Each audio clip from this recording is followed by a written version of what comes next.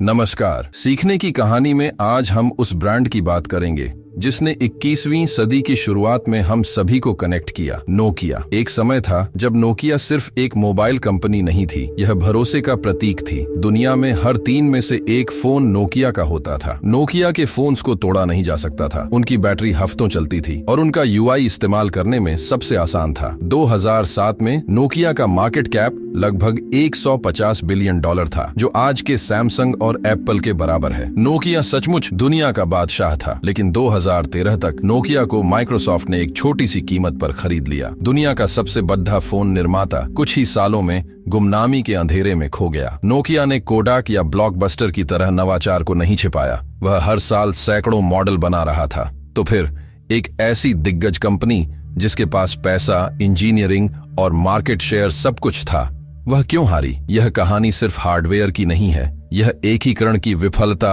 और सही समय पर सही दांव न लगाने की है। नोकिया की विफलता का केंद्र उसका ऑपरेटिंग सिस्टम था, सिम्बियन ओएस। सिम्बियन 1990 के दशक के लिए एक क्रांतिकारी प्लेटफॉर्म था। यह सरल, कुशल था और नोकिया के फोन्स को तेजी से काम करने देता था। नोकिया को सिम्बियन से बहुत प्यार था क्योंकि इसका पूरा इकोसिस्टम उन्हीं के कंट्रोल में था। यह उनका सबसे बड़ा मुनाफा था।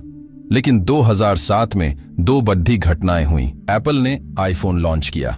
उसने दुनिया को दिखाया कि फोन सिर्फ बात करने के लिए नहीं है, वह एक इंटरनेट और ऐप प्लेटफॉर्म है। गूगल ने एंड्रॉयड लॉन्च किया। इसने सिम्बियन से मुफ्त और बेहतर विकल्प दिया। नोकिया के लीडर्स ने आईफोन को पहले तो खिलौना समझा, वही गलती जो कोडाक ने डिजिटल कैमरे के साथ की थी। जब उन्हें एहसास हुआ कि यह खतरा है, तब भी उन्होंने सिम्बियन पर दांव लगाया। सिम्बियन की सबसे बड़ी समस्या थी, ये टच स्क्रीन के लिए नहीं बना था। इसका डेवलपर इकोसिस्टम जटिल था, जिससे नए ऐप्स नहीं बन पाए। यह बहुत धीमा और पुराना महसूस होता था। नोकिया ने सिम्बियन को सुधारने में अनमोल साल गंवा दिए, जबकि बाजार तेजी से iOS और एंड्रॉयड की ओर बढ़ रहा था। उन्होंने सॉफ्टवेयर क्रांति के सामने अपने पुराने भरोसेमंद हार्डवेयर को दांव पर लगा दिया। नोकिया की दूसरी बड़ी गलती थी भ्रम और बिखराव। जब एप्पल ने एक ही फोन और एक ही ओएस पर फोकस किया, तो नोकिया ने इसके विपरीत किया। उन्होंने बाजार के हर हिस्से को कैप्चर करने की कोशिश की, जिससे भयंकर आंतरिक संघर्ष पैदा हुआ। 2010 तक नोकिया एक ही समय में कई ऑपरेटिंग सिस्टम चला रहा था। सिम्बियन अपने पुराने फोन्स के लिए, मीगो एक नया लेकिन अधूरा ओएस जो प्रीमियम फोन्स के लिए था, आशा प्लेटफॉर्म विकासशील बाजारों के लिए। इस अत्यधिक विविधीकरण के कारण नोकिया ने अपने संसाधनों को पूरी तरह से बिखेर दिया। कोई भी प्लेटफॉर्म इतना अच्छा नहीं बन पाया कि वह आईफोन या एंड्रॉयड से मुकाबला कर सके। नोकिया के अंदर एक गुट सिम्बियन को बचाने की कोशिश कर रहा था और दूसरा गुट मीगो पर दांव लगा रहा था। इस आंतरिक युद्ध ने कंपनी की निर्णय लेने की क्षमता को पैरालाइज्ड कर दिया। नोकिया के पास बेहतरीन इंजीनियरिंग थी, लेकिन उसके पास एक स्पष्ट एकीकृत दृष्टि का अभाव था। जब तक नोकिया को अपनी गलती का एहसास हुआ, तब तक बहुत देर हो चुकी थी। 2010 में नोकिया ने एक बड़ा और अंततः घातक निर्णय लिया।